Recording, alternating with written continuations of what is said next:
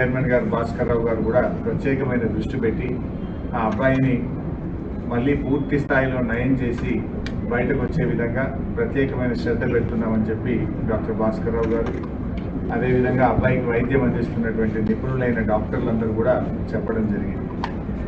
మేము కూడా BRS party తరఫున ఆ భగవంతుడు అబ్బాయిని ఆశీర్వదించాలి, తప్పకుండా అబ్బాయి మళ్ళీ మంచిగా నయమై మరి పూర్వస్థితిలోకి రావాలని చెప్పి మేము ప్రార్థిస్తా ఉన్నాం.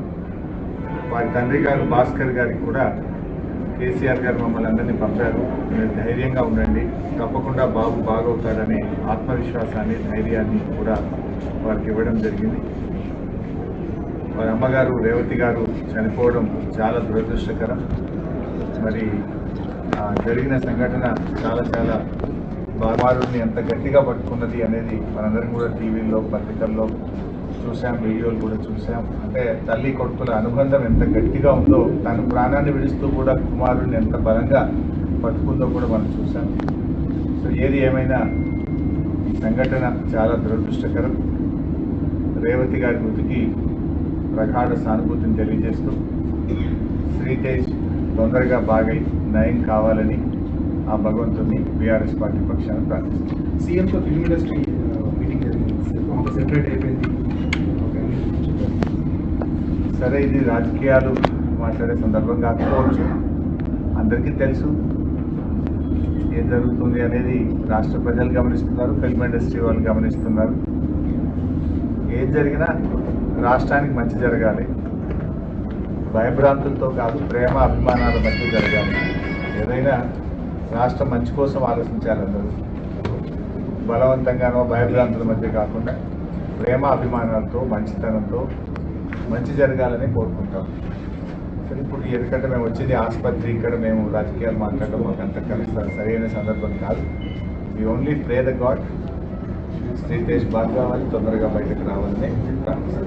అంటే ప్రతిపక్షాలే దీన్ని రాజకీయం చేస్తున్నాయని అధికార పార్టీ ఆరోపిస్తుంది. సరే, నువ్వు రాజకీయాలు మాట్లాడాలంటే నువ్వు పదే క్వశ్చన్లు రాజకీయమైన క్వశ్చన్లు వేస్తావు, చెప్తావు, బాగుంది చెప్పకుండా. ప్రతిపక్షాలు రాజకీయం చేస్తుందా, ప్రభుత్వం రాజకీయం చేస్తుందా అందరికీ తెలుసు కదా. నేను మాట సింపుల్గా అడుగుతున్నా సార్, 12 రోజుల తర్వాత కదా ముఖ్యమంత్రి స్పందించింది. యాక్సిడెంట్ జరిగిన తర్వాత శ్రీతేజ్ను ప్రభుత్వం ఎందుకు స్పందించలేదు? ఒక మంత్రి గారు వచ్చి ఎందుకు పరామర్శించలేదు?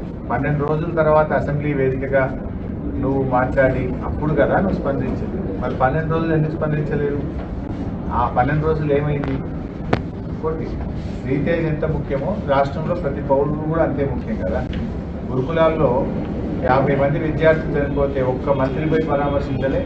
దానికి మంత్రిగా ఉన్న ముఖ్యమంత్రి గారు కూడా ఒకరోజు పరామర్శించలేదు. ఎందుకు వెళ్ళలేదు ముఖ్యమంత్రి గారు? మరి వెళ్ళి ఆ కుటుంబాలకు కూడా ప్రభుత్వం ఆదుకోవాలి కదా. ఆ తల్లిదండ్రులకు కూడా కడుపుకోతనే కదా.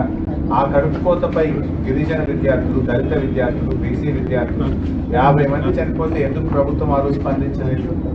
చట్టం అందరికీ సమానంగానే ఉండాలి కదా. చట్టము అందరికీ సమానంగా ఉండాలి కదా. ఈ రాష్ట్రంలో సాయిరెడ్డి అనేటువంటి మాజీ సర్పంచ్ చనిపోయి సూసైడ్ నోట్ రాస్తే ఈ రోజు వరకు దాని మీద ఎఫ్ఐఆర్ ఇష్యూ కాదు. ఈ రోజు వరకు దాని మీద కేసు నమోదు కాదు. బాధితుల్ని ముఖ్యమంత్రి తమ్ముళ్ళని అరెస్ట్ చేయలేదు. నువ్వు చట్టానికి అందరూ సమానమే అన్నావు. Yes, correct, we fully agree with you. ముఖ్యమంత్రి గారి మాటలతో మేము పూర్తిగా ఏకీభవిస్తున్నాం. ఎందుకంటే దానికి సినిమా యాక్టర్లు ఇంకోరో ఎవరు కూడా అతీతులు కాదు అని ముఖ్యమంత్రి గారు అన్నారు. మరి నీ తమ్ముడు ఎట్లా అతీతులు అవుతున్నాడు? నీ తమ్ముడు మరి వల్లనే నేను చనిపోతున్నా అని ఒక మాజీ సర్పంచ్ చనిపోతే దాని మీద ఎందుకు కేసు ఈరోజు నమోదు కాదు? ఎందుకు నీ తమ్ముడిని ఈ రోజు వరకు అరెస్ట్ చేయరు? ఎందుకు నీ తమ్ముడిని పోలీస్ స్టేషన్ పిలిచి ప్రశ్నించరు? మరి చట్టం నీ తమ్ముడికి నీ కుటుంబానికి చుట్టమైందా అని నేను అడుగుతా ఉన్నాను. How it is? ఏ రకంగా కరెక్ట్? ఇంకా చెప్పాలంటే చాలా విషయాలని మేము మళ్ళీ మాట్లాడతాం, కానీ ఈ సందర్భం కాదు, హాస్పిటల్ దయచేసి కూడా అర్థం